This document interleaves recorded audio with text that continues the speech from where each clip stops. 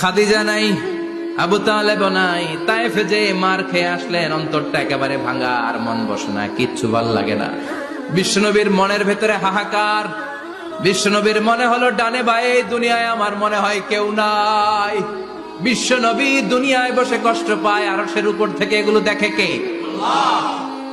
আল্লাহ plan করছেন কেমন করে আমার বন্ধুর মনটারে ভালো করা যায়।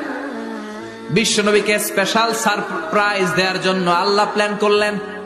জিব্রাইল ডেকে বললেন, ও জিব্রাইল, আমার পেয়ারা নবীকে স্পেশাল সারপ্রাইজ দিব, কিন্তু এই সারপ্রাইজের গিফটটা তোমার হাত দিয়ে আমি দিতে চাই না, তুমি দিয়ে আসলে হবে না। আমার পেয়ারা নবীকে দুনিয়া থেকে টান দিয়ে আমার আরশের উপরে নিয়ে আসো।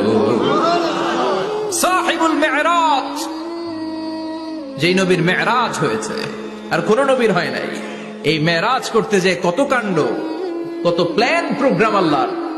টাইমের স্পিডকে আল্লাহ থামিয়ে দিলেন। মক্কা থেকে উঠিয়ে বিশ্বনবীকে এক মরুভূমিতে রাখা হলো রাতে।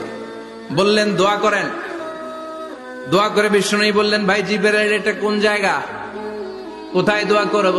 সাইয়েদনা জিব্রাইল বলেন, নবী, কিছুদিন পরে এই জায়গায় আপনি হিজরত করে আসবেন, এই জায়গার নাম ইয়াসরিব, মদিনা। দোয়া করলেন। আবার সেখান থেকে তুলে এক পাহাড়ে রাখা হলো, নবী দোয়া করেন। দোয়া করে নবী বললেন, এটা কোন পাহাড়? অন্ধকার, আমি তো কিছু চিনি না।